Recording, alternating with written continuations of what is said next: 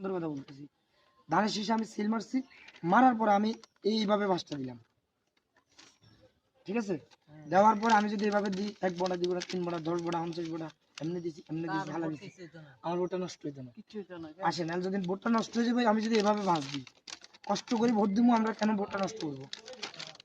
আমি ধানের শীষে ভোট দিয়েছি, যদি আমি এভাবে বাঁশটা দিই তাহলে কিন্তু ওই উপরে আর নাচে কিন্তু মার্কা আছে, যে কোনো একটা মার্কার ভিতরে কিন্তু কালিটা লাগবে। আপনি যাকে ভোট দিবেন, হ্যাঁ, তাইলে আলগা কয় মার্কা ভোট হয়েছে, 3 মার্কা, তখন কোনটা কয় মার্কা হয়েছে?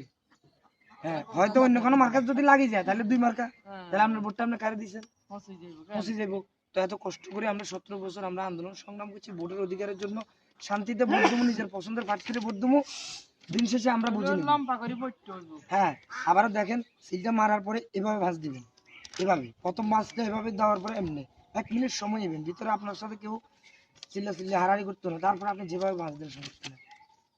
বুঝতে পারছেন সবাই? হ্যাঁ, তো ভোটটা ধানের শীষে দিবেন দেশ নেত্রী বেগম খালেদা জিয়ার জন্য।